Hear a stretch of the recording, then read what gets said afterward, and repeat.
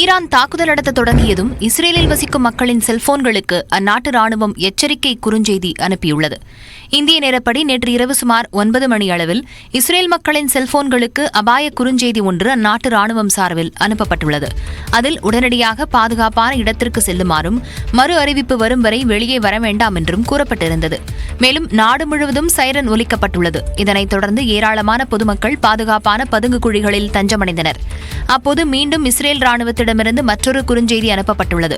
அதில் எதிரிகளின் தாக்குதலை இடைமறித்து அழிப்பதாகவும் அதில் சில ஏவுகணைகள் கீழே விழுவதாகவும் அதன் சத்தத்தை தான் நீங்கள் கேட்கிறீர்கள் என்றும் இஸ்ரேல் ராணுவம் குறிப்பிட்டுள்ளது. இதனைத் தொடர்ந்து சுமார் 1 மணி நேரத்திற்கு பிறகு நீங்கள் பாதுகாப்பான இடத்திலிருந்து வெளியேறலாம் என்று பொதுமக்களுக்கு குறுஞ்செய்தி அனுப்பப்பட்டுள்ளது. இஸ்ரேல் ராணுவம் அனுப்பிய எச்சரிக்கை குறுஞ்செய்தியால் பொதுமக்கள் தக்க சமயத்தில் பதுங்கு குழிக்குள் செல்ல உதவியாக இருந்ததாக கூறப்படுகிறது.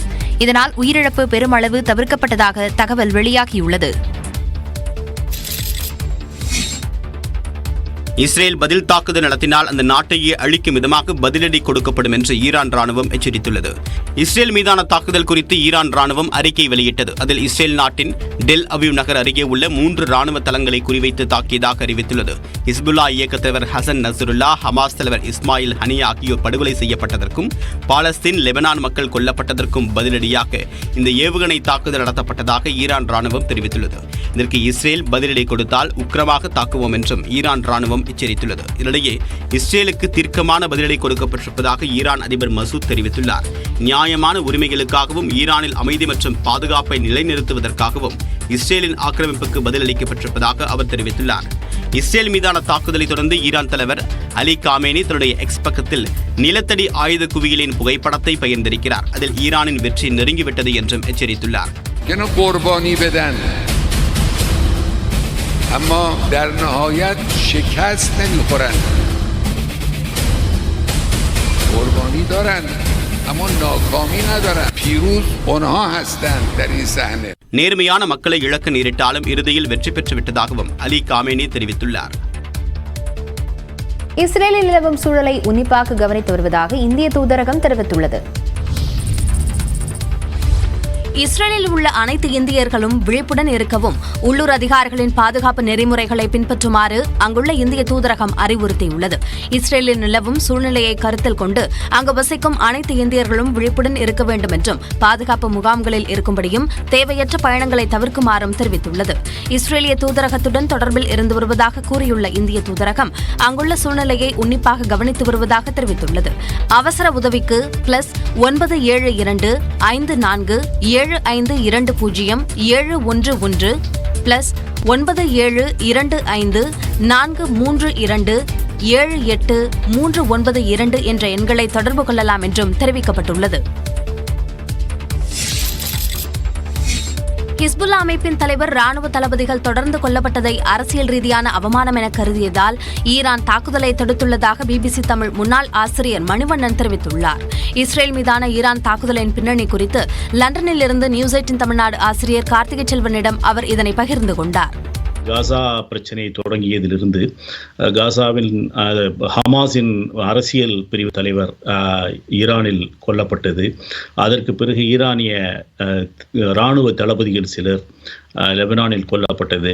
மற்றும் இப்பொழுது மிகச் சமீபத்தில் ஹெஸ்புல்லா இயக்கத்தின் தலைவர் நசரல்லா அவர்கள் பெய்ரூட்டில் ஒரு பதுங்கு இடத்தில் இருக்கும் பொழுது அவரும் இஸ்ரேலின் குண்டுவீச்சால் கொல்லப்பட்டது போன்ற தொடர்ச்சியான சம்பவங்கள் ஈரானுக்கும் இஸ்ரேலுக்கும் இடையே நிச்சயமாக ஒரு டென்ஷனை, ஒரு முருகல் நிலையை ஏற்படுத்தின. ஈரான் இதற்கு பதிலடி கொடுத்தாக வேண்டிய ஒரு சூழல் ஏற்பட்டது.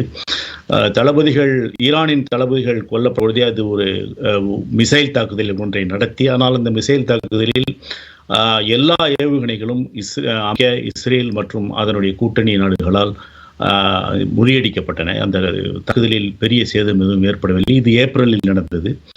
இஸ்ரேலின் பசி என்று கருதப்படும் அதனுடைய ஹெஸ்புல்லாவின் தலைவரே கொல்லப்பட்ட அந்த சூழலில் ஈரான் பதிலடி கொடுக்காமல் இருந்தால் அது ஈரானுக்கு ஒரு லாஸ் ஆஃப் ஃபேஸ் என்று சொல்வார்களே, அது அவருக்கு ஒரு அவமானம் என்று அந்த ஒரு அரசியல் ரீதியான ஒரு கருதப்படும் என்ற சூழலில் அது பதிலடி கொடுக்க வேண்டிய ஒரு நெருக்கடிக்கு வந்திருக்கிறது.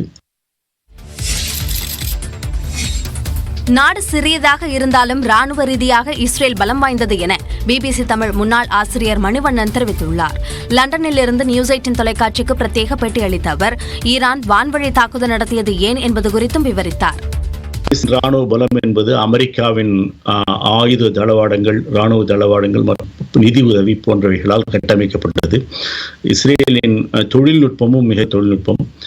எனவே இஸ்ரேலின் புலனாய்வு அமைப்பான மொசாதும் மிகச் சிறந்த ஒரு புலனாய்வு அமைப்பு. எனவே ராணுவ ரீதியில் இஸ்ரேல் நாடு சிறிய நாடாக இருந்தாலும் ராணுவ ரீதியில் ஒரு பயந்த நாடு. இஸ்ரேல் அணு ஆயுதமும் வைத்திருப்பதாக சொல்லப்படுகிறது. அதை அவர் இஸ்ரேல் போதும் வெளிப்படையாக ஒப்புக்கொண்டதில்லை, அறிவித்ததும் இல்லை. ஆனால் இஸ்ரேல் நிச்சயம் அணு ஆயுதம் வைத்திருக்கிறது என்பது பல அணு ஆயுத பார்வையாளர்கள் மத்தியிலே நிலவுகின்ற கருத்து. ஈரான் இதற்கு சமமாக ஒரு பெரிய நில இராணுவத்தை, படையை வைத்திருந்தாலும் விமானப்படை என்பதும் கப்பல் படை என்பதும் இஸ்ரேலுக்கு இல்லை. ஈரான் இஸ்ரேலுடன் மோதினால் அது ஒரு பெரிய அளவு பிராந்தியை உருவாக்கும். ஈரானுக்கு ஆதரவாக பெரிய இங்கே சக்திகள் இல்லை சிரியாவை தவிர. இஸ்ரேல் மீது வலுவான செல்வாக்கை செலுத்தி போரை நிறுத்துவதற்கான மனோதிடம் அமெரிக்காவிற்கு இல்லை என பிபிசி தமிழ் முன்னாள் ஆசிரியர் மணிவண்ணன் தெரிவித்துள்ளார். ஐநா சபை என்பது ஒரு டாக்கிங் ஷாப்பிலே ஆகிக் கொண்டிருக்கிறது. அதை ஐநா சபை இந்த போரை நிறுத்துவதற்கான ஒரு டிப்ளமேட்டிக் ஹெஃப்ட் என்று சொல்வார்களே, ராஜ்ய செல்வாக்கு அதுக்கு இருப்பதாக தெரியவில்லை. அது செய்தால் தான் அது செய்ய முடியுமா என்பது தெரியவில்லை. அமெரிக்க அரசியல் தலைமை என்பது இஸ்ரேல் மீது எந்த விதமான ஒரு வலுவான செல்வாக்கை செலுத்தி அதை தடுக்கும், போரை தடுக்கும் என்று தெரியவில்லை. அதை தடுப்பதற்கான அரசியல் வில் என்று சொல்வார்களே, இந்த அரசியல் மனோதிடமும் அதற்கு இருப்பதாக தெரியவில்லை. Israel has a right to defend it self என்ற ரீதியில் தான் இரண்டு வேட்பாளர்களும் ட்ரம்பும் சரி கமலா ஹாரிஸும் சரி பேசிக் கொண்டிருக்கிறார்கள். எனவே அமெரிக்காவா இந்த போரை தடுக்கும் என்று தோன்றவில்லை. இந்த விஷயத்தில் கவனத்தை செலுத்தலாம். ஆனால் ரஷ்யாவின் கவனம் எல்லாம் உக்ரைனில் இருக்கிறது. சைனாவை பொறுத்தவரை அது இந்த மாதிரி தேசிய விஷயத்திலும்